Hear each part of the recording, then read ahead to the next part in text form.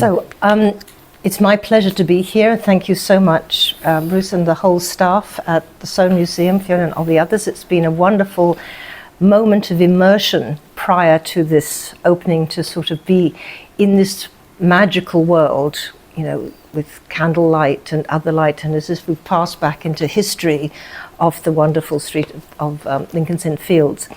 Sam and I have known each other for a long time, and therefore been in dialogue for a long time, because when Sam was a student, he wasn't a student. He was, an interlocutor. We were on the same conversations, sharing a passion for different things, finding things. It's always wonderful when you do a seminar and somebody picks up and runs with something that you said and takes it in a completely different direction and brings it back. And partly because we were in a school of fine art and art history, it meant that I was always working not just with art historians, but with fine artists. And one of the things that Sam and I did most recently, before we both retired from the University of Leeds, was to co-curate an exhibition based on this kind of exchange called Lessons in the Studio, Studio in the Seminar.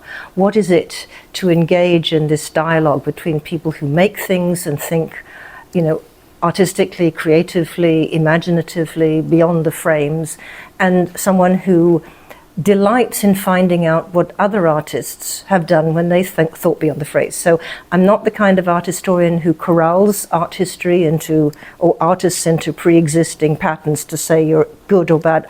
I'm just endlessly fascinating. So I'm very fascinated to be today knowing that Sam has been in a residence here and has explored the potential in this environment, this remarkable historical and living museum, and produced an artwork. So what we're going to do, in a sense, is start with what he's produced, which will be of interest to what did he do in the drawing office, as it were, where he's kind of been creative, and then work back a little bit to some of the things that are absolutely special to Sam's work, in terms of this area that Bruce has brought. What is it not just to be looking, but listening, and what is listening, and how does art, or what we could call the audit, as opposed to the gaze, the whole dimension of hearing and sound and environment, come to be such a critical part of contemporary art? How does that work in this particular space, full of things, objects, paintings, environments, physical spaces? And some of the issues that arise from that come to speech, language, performance. We'll see there are actors in it. There's a certain amount of theatricality, which obviously links with your Hogarths and some kind of legacies there, and many other artists who've made the transition or formed the conversations between different art forms. Another area that Sam and I have in common is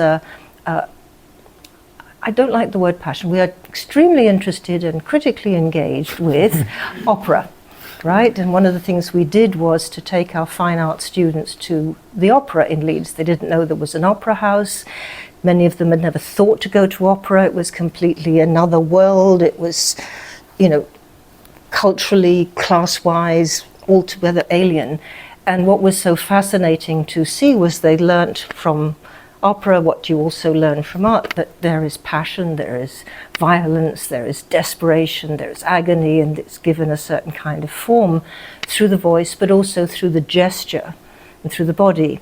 And so I hope you'll see, when I'm going to pass over to Sam to talk a little bit about the work that he's done here, that these things feed in to certain areas. And one final part of that feeding is what we also shared was I taught a course on trauma and cultural memory, one of my areas of things, and how do artists touch these unspeakable intensities, sometimes of pain, sometimes actually quite ecstatic.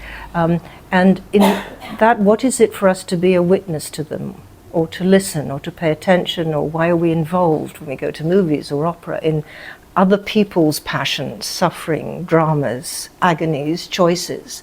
And how does that kind of infuse kind of contemporary art that also has its roots in very modernist ideas of being undramatic, in a sense, like Beckett, who's ever sat through a Beckett? And one of the things I say about Beckett's plays is you're never allowed to be a spectator. You have to endure it.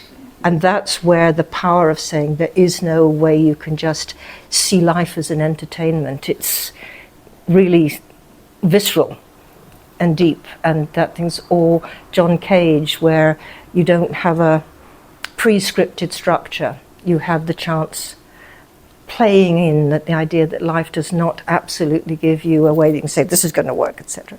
So there's a very deep root in Sam's practice in these very important moments in modernist theatre, modernist writing, modernist art, at the same time in dialogue with other art forms that you might not think correspond with. You think of Beckett and opera, not likely to go together. One is, Traviata and great drangs and these things, but they do come in. So what Sam has been doing is what I'm going to ask you. So Sam, what have you been doing at the Soane Museum? Well, and can you tell us a bit about it? Thanks so much, Griselda, and thanks everybody for coming. One thing I love about this place is it's always transforming and unfolding, and now we have this kind of, these chairs in this orientation, and then tomorrow it'll be different. The blinds will open and close, and the doors will open, and the paintings will come alive. And I think there's this kind of origami that goes on within the building, which is amazing. And I finally, again, really excited to announce that in November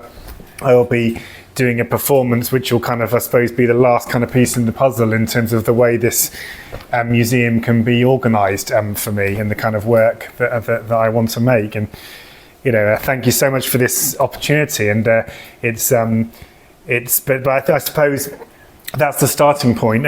We called this a convenient place for our rehearsal, which is from, it's very small, but I'll read it out, which is from Midsummer Night's Dream. And Midsummer Night's Dream is going to be a motif that's going to keep coming back and has really occupied me, particularly for the last 5 or 6 years in my practice. But the mechanicals, the organiser of the mechanicals, Peter Quince, is looking for a place to do their rehearsal of a play inside the play, and he goes, Pat, and here's a marvellous convenient place for our rehearsal. This green plot shall be our stage, this hawthorn brake our tiring house, and we will do it in action as we will do it before the Duke. And this, on one hand, you're slightly kind of suspicious about this. Is this bit of grass kind of really a convenient place to do this work? But it's something that's occupied me a lot in terms of what are the appropriate kinds of spaces to do the kind of work I want to do, and being invited to be an artist in residence.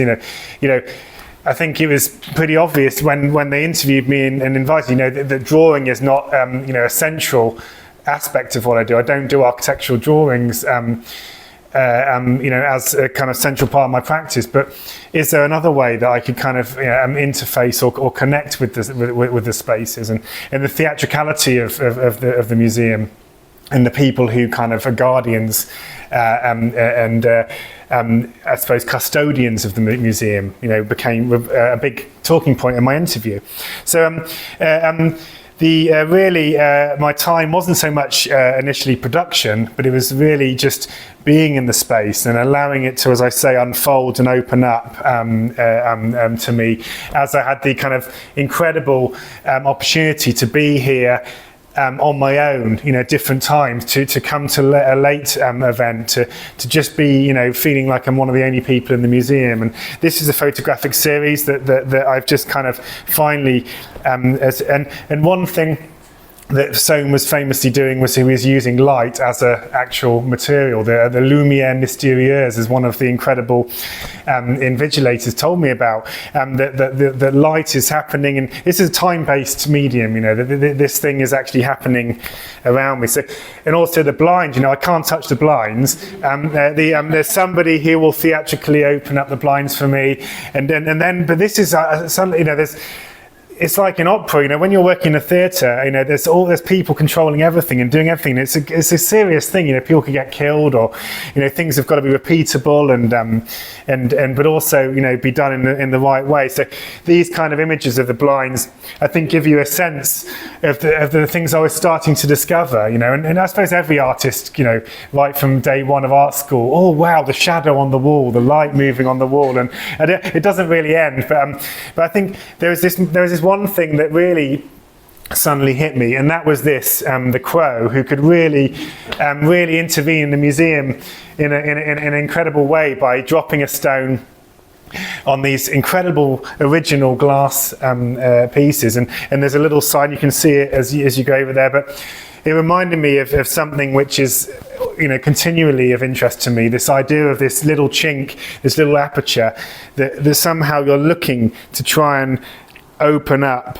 a space. And going right back, we've been reminiscing a lot about some of our early conversations and some of the things I did, and colleague Simon, good friend, and others we've been talking about these things you know, for 20 years in terms of how to kind of open up a space in there. And you know, Simon would say to me, actually, but you know, you're into music or whatever, why are you sitting around in this space here? Why not go to you know, the music room or the theatre? And so I suppose the idea of a convenient space is something that I'm always constantly looking at, and I suppose that all of the spaces are in some ways wholly inadequate for the kinds of things I do, and but I don't want to just throw away the art gallery or the studio or the theatre. I you know, I suppose it's this playfulness, and there's this amazing quote that I found.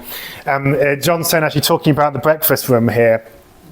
A succession of fanciful effects which constitute the poetry of architecture. Again, this lumière mystérieuse, that light is kind of animating in a literal sense. And really fundamentally, what I'm doing as a filmmaker is thinking about, you know, an in and an out, you know, an exposure, an underexposed or an overexposed kind of moment, and really as a kind of formal, and it does look a bit like a kind of Stan Brakhage or a kind of formal, you know, a kind of modernist, you know, pure, or a Tassadine, like this idea of a pure kind of film emerging.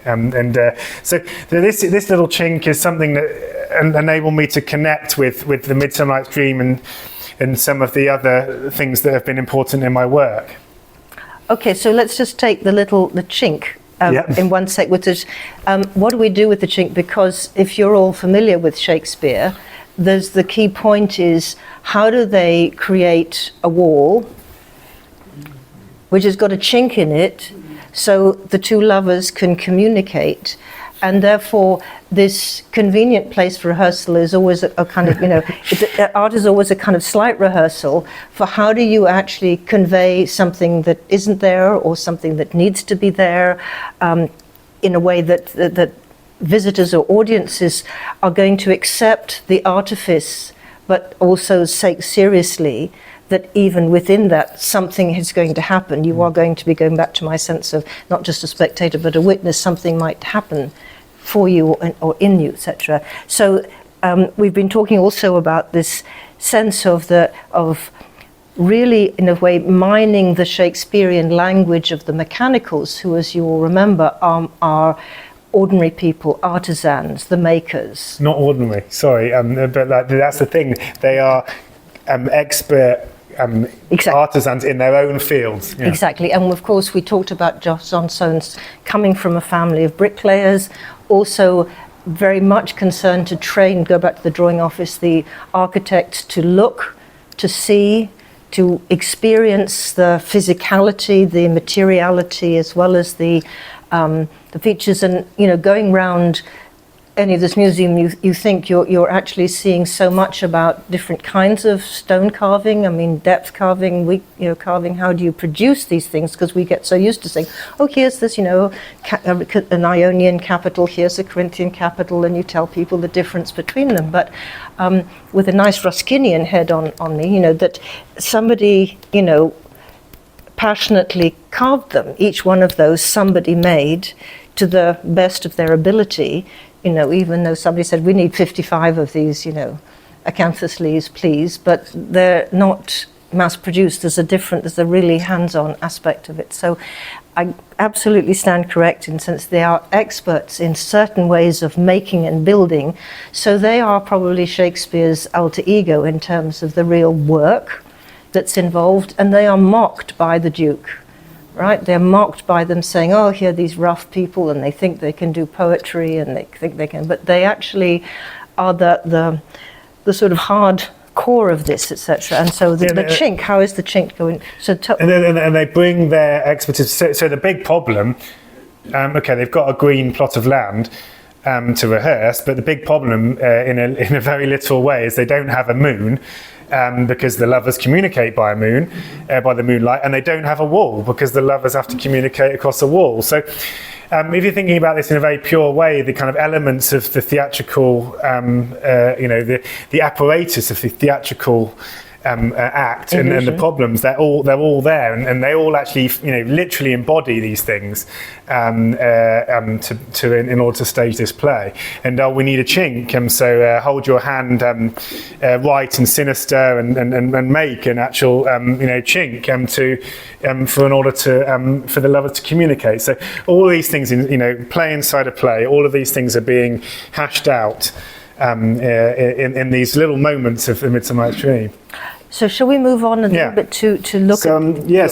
So I should say we're going to keep coming back to the mechanicals. So, but the title of my film that I'm kind of in the final moments of putting together, that I've shot here with, I can't remember, 2 or 3 different shoots, all at different times of the day, all using the natural light of the museum, and all of the works that I've met and the shows I've done in the last 2 years have all been taken tiny bits of Midsummer Night's Dream. I See a Voice was a recent show I did in Blackburn for the Art in Manufacturing Biennial, and then All That I Have to Say is the title of this film that I'm very excited to have produced here. And so the full section is the moon, the tailor who's being the moon, Starveling. I think it's Starveling. Somebody can correct me, but all I have to say is to tell you that I am the lantern is the moon, and the man in the moon, the thornbush, my thornbush, and this dog, my dog, and he's basically being gaslighted by the Dukes. They can't finish they can't get their play out. So the moon just has to really just say, all I have to say is that, just to kind of explain what is going on in a kind of very layered and interesting way. And when I was doing a project at the Yorkshire Sculpture Park, I was lucky enough to actually work on some of this material outside, and I connected with this amazing actor called Elizabeth Chan, who was playing the moon and rehearsing, and that kind of stuff has been on the kind of cutting room floor of the studio, digital. No, it was like hard drives basically. But like, and I always trying to figure out what this material is, and this residency has been an opportunity for me to kind of bring these things together. So this is a dark slide, but they changed. But this is Liz Chan and Alan Williams doing this film, and that's in the breakfast room. Just at this moment where the sun is going down and the candlelight is starting to take over.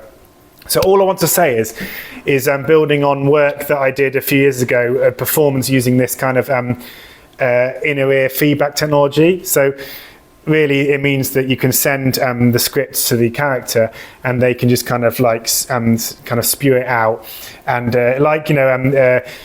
somebody on This Morning, they can just be told what to say and it just comes out. And if you're skilled at this, then it can become seamless. But if you're not, it can feel like a little bit kind of awkward. So I'm using this technology to deliver this script to these 2 people independently. And the script is developed with Elizabeth Chan.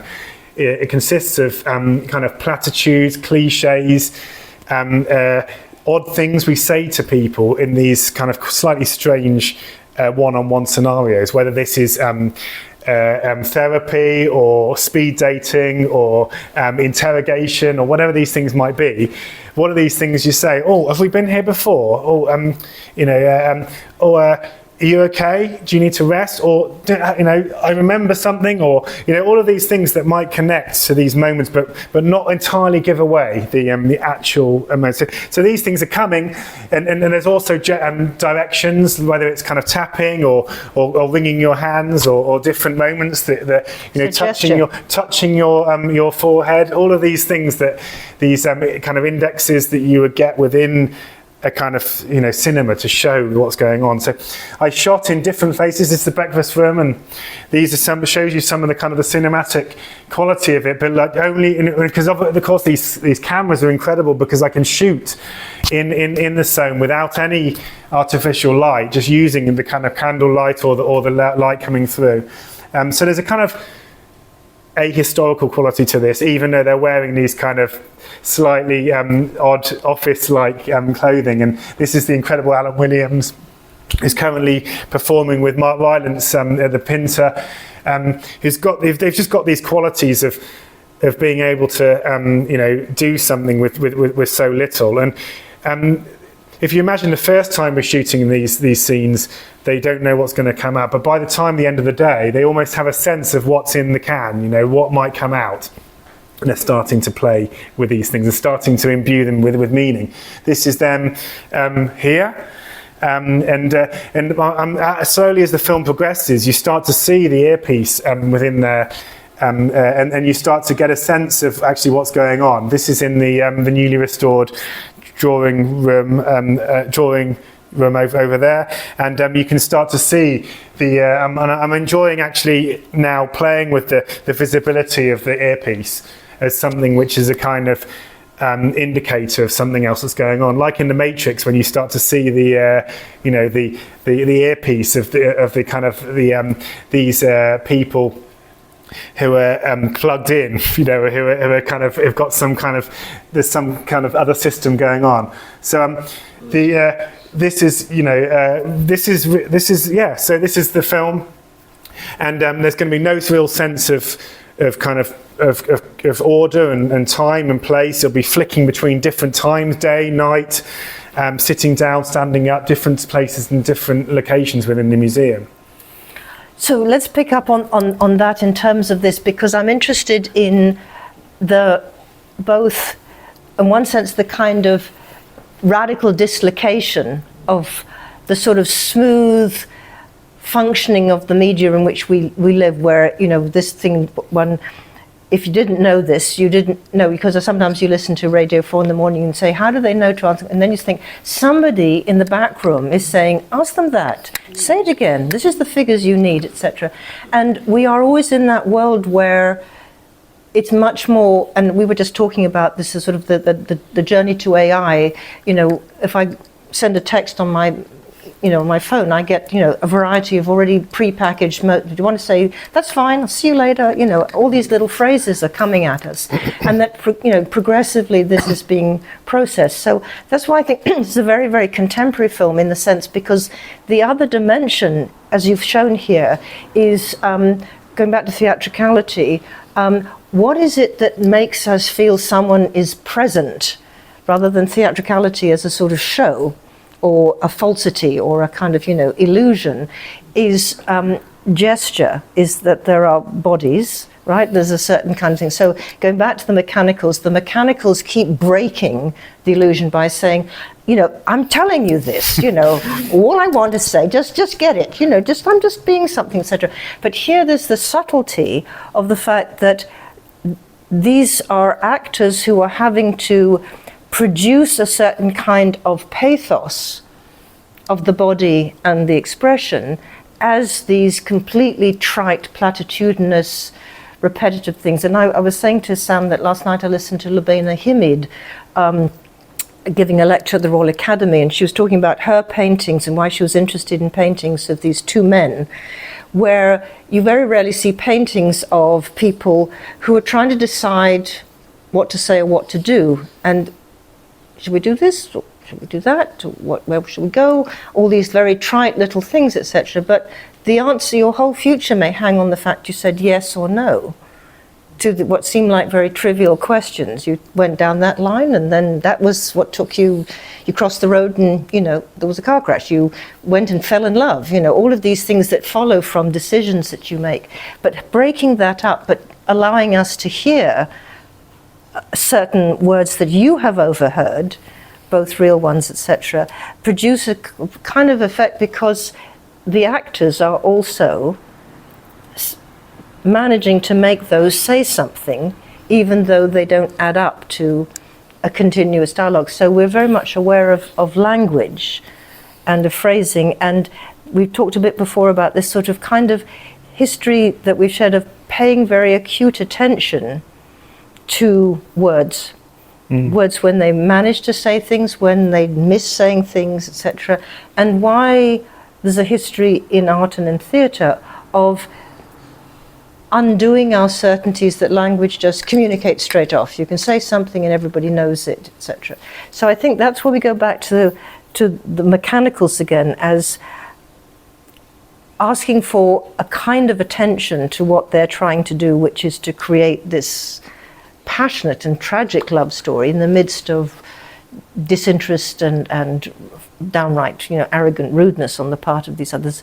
But your film is really drawing us into just this moment of a dialogue, which you're progressively showing is algorithmically or serendipitously produced.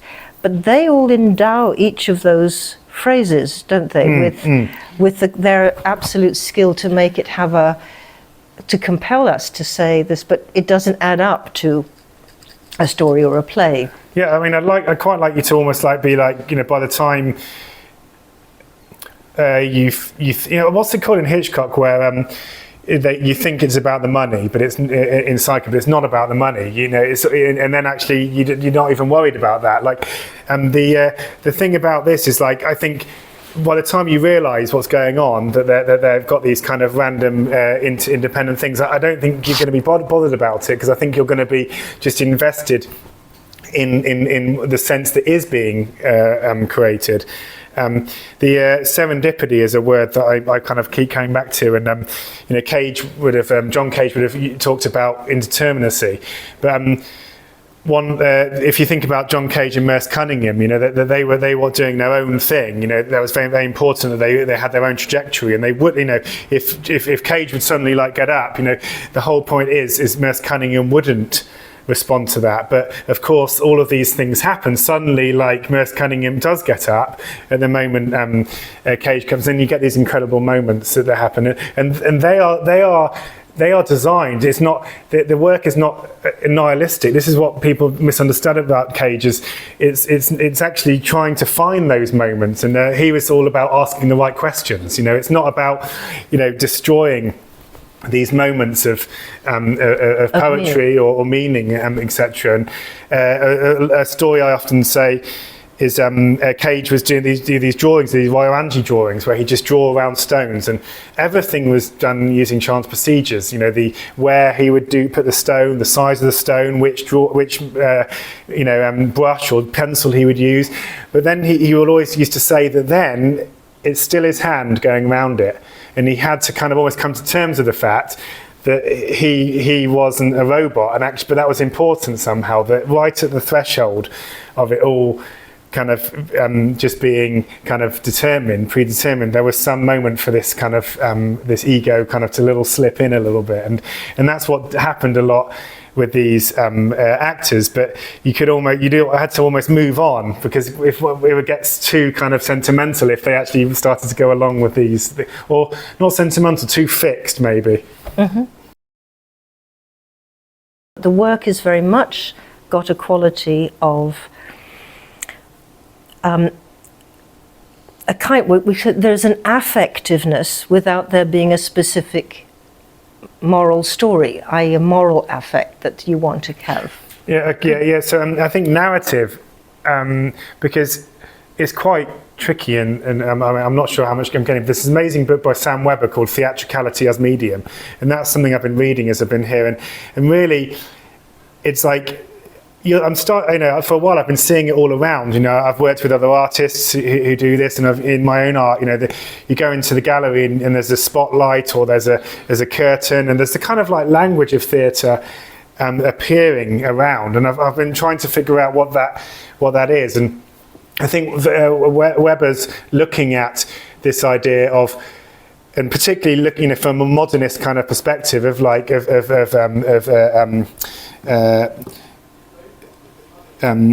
Brecht, etc. Of like, is there something where actually, there's not that many stories, and they're just doing these stories again and again and again? Is there another space that opens up where kind of outside narrative, outside the story, where these things can actually, make sense in a different kind of way? And I find that really, really interesting, and I suppose that's something I'm really grappling with, because as I've been doing this residency, I've also had one of the biggest exhibitions that I've done so far, which was I See a Voice at Blackburn. I'm just going to zoom on to this still from that. So this is I See a Voice, which was a couple of months ago in the Cotton Exchange in Blackburn. And the thing about the mechanicals is it's also they completely mess up their senses all the time. So I See a Voice is the most famous kind of sensory distortion, but they also say he's gone to see a noise that he heard, and or I heard thy Thisne's face. So. But like for me, of course, there's something an artist trying to do what I do. The idea of seeing a face or a kind of or seeing a voice is really, really useful and kind of inevitable, and really like so. And there's something about this sensory distortion that Shakespeare does so well that I'm constantly trying to bring into my work. And one way I found very well, going right back to my exhibition with the Hayward Gallery listening, is you can turn the lights off. You can actually shake people and like force them into a way of having to recalibrate their senses. So in my show for the Hayward, like the lights would go off, and then you'd be like, oh, actually I'm not in a white cube anymore, and the light would come on, and kind of techniques that have been used in opera and theatre for hundreds of years, and here it's going on all the time. You open a blind, you close a blind, the sun comes in, you open a panel and to reveal an aperture, another panel. So you can use the architecture and the kind of these kind of lights and sound in order to affect this kind of sensory distortion. And in this, the actual fabric, I was working with this amazing cotton mills in Lancashire, and the fabric, which was all around you, which created the architecture, at one point would just kind of fall to the floor. What's known as a kabuki drop, again kind of taking from the Japanese theatre. So that would come, and then you'd just be left with in a kind of quite a pathetic way, you'd be left with the kind of the metal trussing and the spotlights and the smoke machine just kind of pathetically kind of there. And you realise, it's like also when Toto pulls at the curtain of The Wizard of Oz, and suddenly, it's just a kind of guy on a stool. And I think there's this thing about pulling things away or turning the lights off that has become a really important strategy to me. And I think that's kind of what the mechanicals does. It's with the sheet, they kind of they're not actually covering themselves. They're actually pulling the sheet away. They're revealing the mechanisms of theatre and the kind of in a kind of knowing way. And Griselda was saying earlier when we were having a chat over coffee that that's inside joke with the audience. The kind of the Dukes, it doesn't, who's actually hosting the whole thing, doesn't fully understand. Mm-hmm. That takes me to another kind of element of this one, which has just gone out of my head as I was thinking, which I'll come back to in a certain sense. But it relates to the pathos of the materials, which is a crucial thing, and that's a very kind of modernist thing to actually make sense of the materials.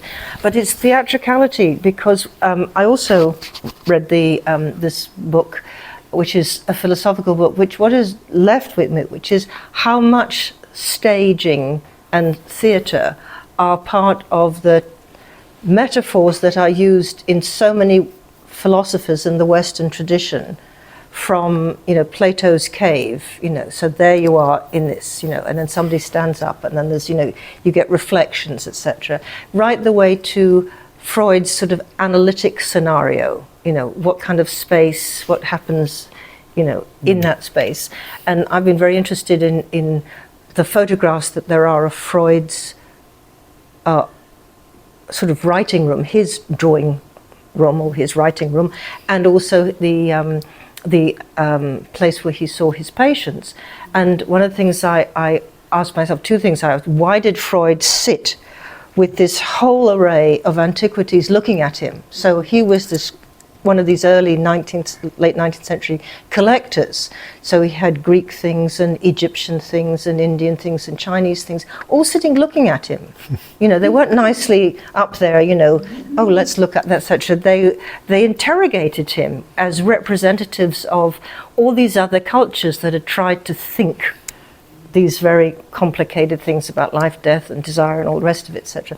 And then why in the analytical theory, you know, staging, you know, you have to lie down and all is set and the man doesn't, you know, is up at your head. Why was that full of art? Because, you know, the poor analysand is lying down thinking, oh God, you know, my mother hated me, I don't know why, I'm useless at life, etc.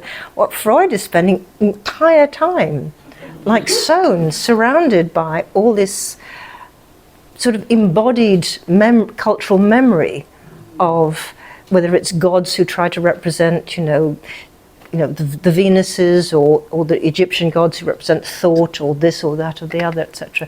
So I quite like the kind of relationship between all this stuff in the Soane Museum, like in the Freud Museum, which is always haunting us with other people's staging of emotions and feelings and ideas, etc. There's no accident that the word stage is used. You know, the mirror stage, the things they, you know, because what I learned at Leeds, you know, looking at some of this stuff, was that you know, really kind of pay attention. You know, psychoanalysis was a whole new field. Like, they had to kind of figure out what this thing is. So the kind of words they were using, you know, mattered. Like, to use like a word like stage as opposed to a period or moment. And I think there is, and when I conceived of this work, kind of, or this way of making work, I was actually kind of in therapy, and, you know, it's quite, you know, it's an all, you know, many of us are, and it's a kind of, you know, a really amazing, important thing. But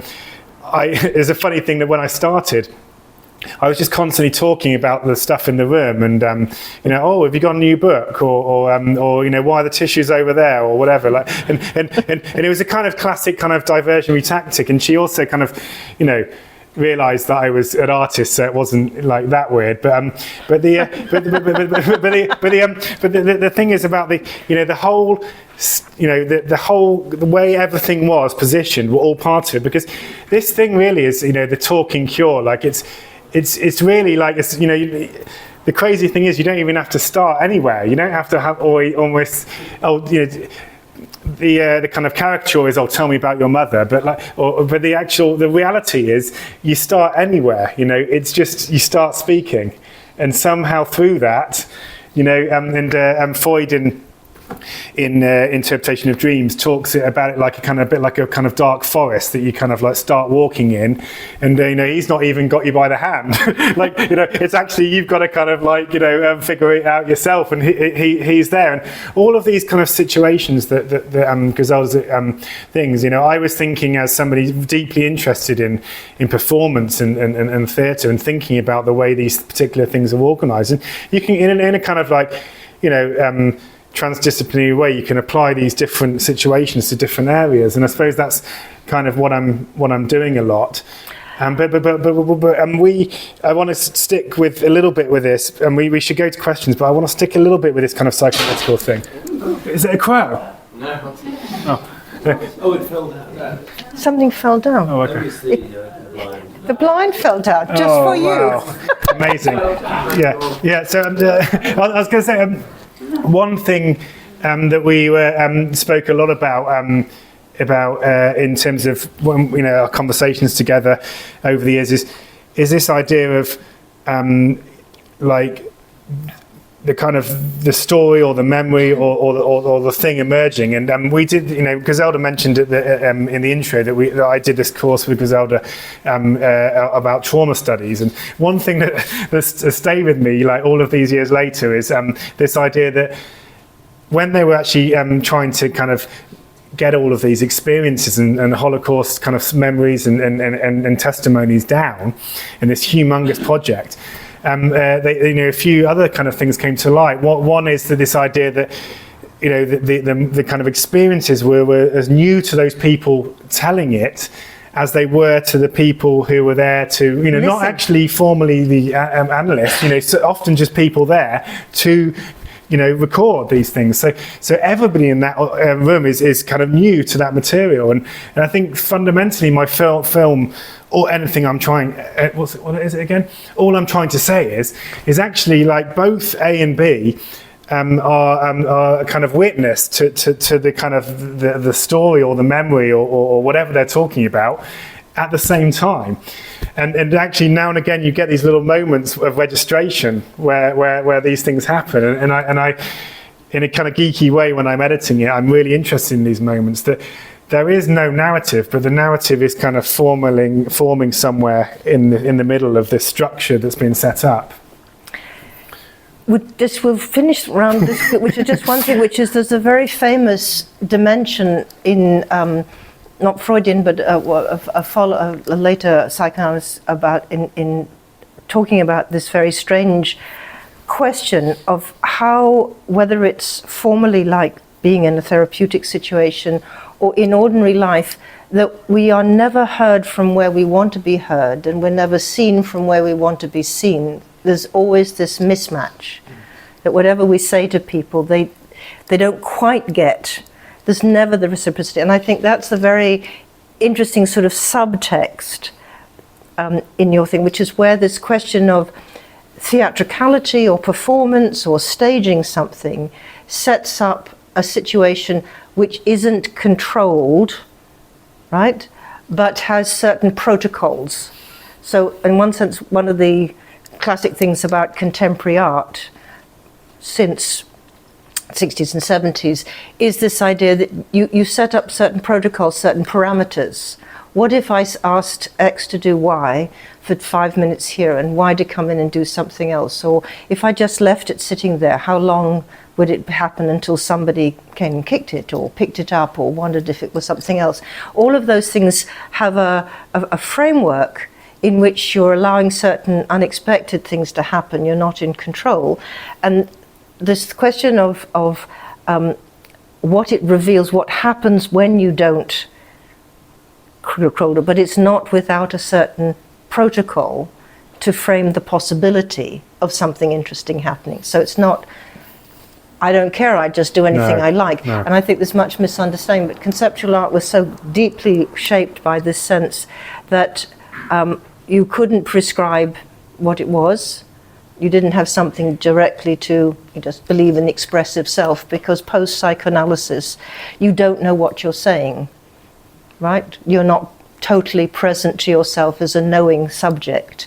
You reveal yourself in what you do and what you say, and then the analyst comes back with something and you get really pissed off because they don't actually receive what you think because you didn't know what you were saying, but you were searching for something else. And I think that's one of the things where the sort of the notion of the theatre of the psyche, or the psyche as a sort of in the theatricality, becomes this medium for exploring things. So if we could just bring it round to that sense, which is something will happen for everybody when they engage with this work, which has this structure as to how it's happening, but it's not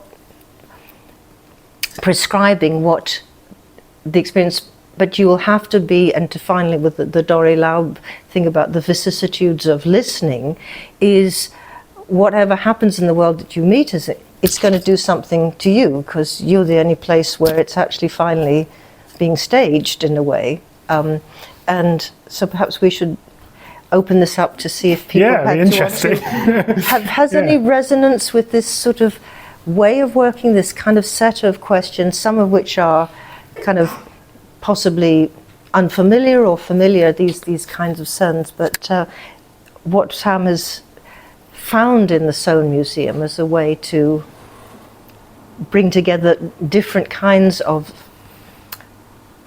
in a sense, possible convenient places for a kind of rehearsal, not in the sense of planning for something else, but the rehearsal of these really questions that certain kinds of theatre, certain kinds of opera, certain kinds of art have been posing, which, and even in psychoanalysis pose, which is even something so simple as speaking and hearing, exchanging these little phrases that are the kind of connective tissue in speech, which I think you capture very much with great poignancy in your film.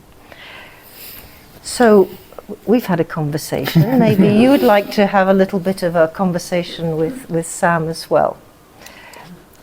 That doesn't mean you have to ask a question. You might just, that's why a conversation. How did you get to see the film? Well, I don't know. Well, it's almost finished, but yeah, I mean, the big thing about, which is actually a really great thing about a residency, where there's no formal outcome in terms of presenting this thing here, which is actually really great because for those of you who know, you sit down and all you're worrying about is that kind of particular. And I didn't even know I'd make a film, when I started. It was so. Yeah, and I've got the film. I'm going to finish it, and then I'm going to start, submitting it, because it's a single channel film, which is quite unusual in terms of for the kind of things I've done in recent years. I don't see it really even as an installation, so I'm going to start submitting it to festivals and screenings, and maybe we could come up with some kind of collaboration in terms of screening it nearby. So just. Sign up to my mailing list, and yeah, you are actually already on it. Thank you. Yeah. Can I take you back right to the start of the application process? And in my mind, I thought it was drawing oriented, and so you must have come in knowing that you were going to come from a slightly different direction. How well did you know the Soane prior to the residency? Yeah, I mean, I knew about it, but and I felt that, but I came back, and I did, and I came to an event, and I spent some time here, thinking about specifically about, and then before the residency, but I kind of knew when I was writing the application there would be lots of people who were going to, in some ways, be more typically kind of appropriate for this kind of thing, even like Pablo Bronstein, who was interviewing me, who's already done an excellent show here that can speak in that particular way. So in some ways I was like, well, I'm just going to try and talk about what I would do, and I think what was exciting in the interview is a really, really exciting interview, because there's quite a lot of people, which is obviously quite scary, but there were people there who are working in the museum and part of the museum, and as I went around, it's like you're not just kind of pitching to a kind of an institution in some ways. You're going to be here living and working with these people who are, and actually I think we all kind of clicked actually that maybe my kind of time could be about the stories and about these kind of like performative things that are happening all the time. And if you come back to my performance in November, you'll really see how I'm playing with this, like the performance is going on all the time of opening and talking and really like every single person who sits on the approved ghost chairs, it's got an incredible story to tell, and it's a really amazing place to be in that respect. Because I would just underline that, which is I had one experience today just asking a little question about one of the decorations, the Roman, the reconstruction of possible sort of interiors in Roman villas and all the rest of it, etc. And this is one of the experiences you often have in museums, that there's extraordinary accumulations of knowledge, but a certain kind of intimacy, because you're with these works day in, day out, and you learn to know them, and you have conversations. And I don't want to put it in a different sort of way, etc., but it's that difference between, in a sense, the dukes of art history or the academics, etc., and people for whom the kind of intensity of an engagement and the depth of knowledge is often not looked at. I mean, since people are that is really part of the sort of the texture of any place like the Soane. All this team of people who interact with certain kinds and share certain knowledges and passions and interests. Well, what I should have said is it's all drawing. Photography, choreography, like scenography, phonography. Yeah. So, like, I think also, I'm not trying to be like, kind of fancy. I actually really do think all the time about this kind of, the kind of drawing within my practice. And actually I've done a lot of drawing throughout here, but I think what I've realized actually is the drawing isn't for the world, and that's okay, but it's still driving what I'm doing, and I think it's the traces of it are in the work.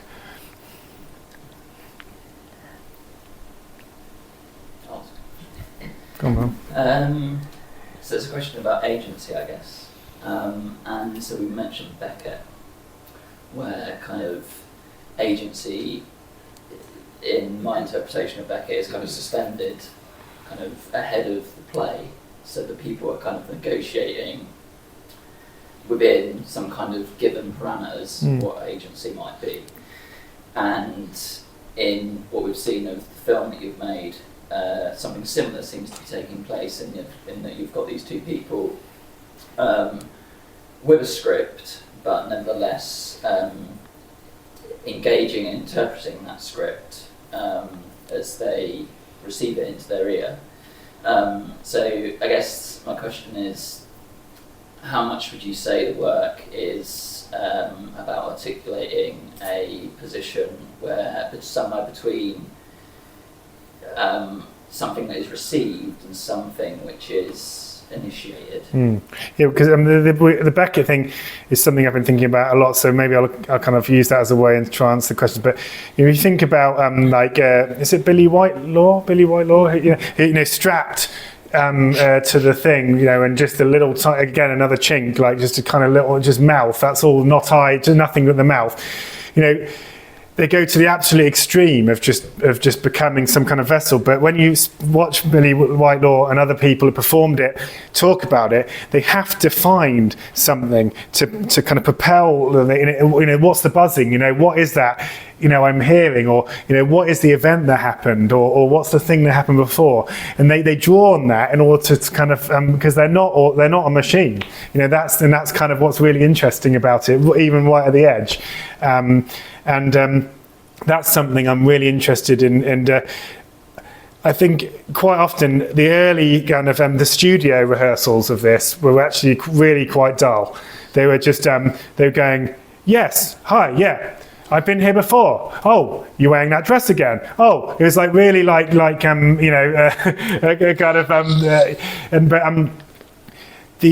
but then. So it was actually having to try and loosen enough for them to be able to, be actors and bring in their training and bring in their experience, but then just not so much that it just became a kind of, a sitcom. so I think it's this kind of elasticity between these things that is, and the edit, I've got a lot of responsibility in the edit, I think, to respect those moments where the actors were, having some kind of agency, I suppose, and because I could easily edit it, to make it seem much more kind of like automata. Again, and also I suppose then the other thing is my own agency, because actually, the thing about collaboration, and actually even though everybody sees me as like, oh yeah, Sam, he's kind of makes collaborative work, he's interested in opera and these kind of ultimate kind of collaborations. I actually find it really tricky, and I've been in a lot of situations working with other artists or for other artists where you can kind of really lose your own kind of identity and your own kind of voice. Actually, we spoke a bit earlier today about the voice now becoming something different. The voice is, do you have a voice, or am I going to lose my voice as a kind of political agency? So I think the other thing is to kind of try and find my own unique voice, which is another thing artists talk about, your own voice, your own language. And I think, funnily enough, sticking to the mechanicals for the last, 3 years as a kind of anchor has really helped me develop what I see as a stronger material language and identifiable language. I think in sticking to this material in a really kind of stubborn way. Well, yes, but because it keeps yielding something that doesn't seem to appear at the first point, so that that by repositioning your orientation towards the attempt to speak from the position of the mechanicals in an environment that is mocking them or thinking they know what they're doing or making it seem to, I think does completely shift not so much agency but where you're going to listen from and what you then were going to hear. And I mean, I think the question of the voice is millennial and post-millennial. We don't all need voices, right? We need to understand things. We need to listen, which is why I kind of quite like this other thing, which is, and in a sense, what I think your work is doing in that sense that you're talking about, these skilled people who can make statements from nowhere have a certain force. What am I trying to say is not what I think I'm going to try to say, the ego, but in a sense, to what extent can something come from this that has the chance as we listen to it, making us sort of hear something else about these banal exchanges we have. That's why I brought in the Lubena Himid thing, which really struck me, which is in a turn of a second, if I say yes or no, should we go back to your place? Should we go and have a coffee? All these other worlds could happen. And I think that's what you sort of captured in the sense that there's a kind of speaking of absolutely profound things that are caught up in the platitudes and the commonplaces in these exchanges, and yet they can easily become banal. But you just arrest them with another sort of, again, staging, and you're going to pay attention to the very crucial things. And if you had Maria Callas singing, I lived for art is a wonderful phrase. Vici d'arte, okay, etc. But I've lived for art, and I'm just making fun of my my paintings. That could be the equal thing. It's it can be a different way whether you hear it as intense or not. That's a really good point as well, because like the melisma or the opera singer or Whitney Houston's kind of runs, like where it's like when you just take that word to be like, so there's no word anymore, but like something else is happening there, and it is a kind of miraculous thing, like on the the extra linguistic aspects of the voice, where other things start to happen. Mm-hmm. I feel like people are thirsty, and they can still chat to us, can't they? Yeah, indeed. Yeah. So thanks so much, Griselda. That was really special. It's been such a pleasure, Thank Sam. you. Indeed. Thank you for listening. Bucket list.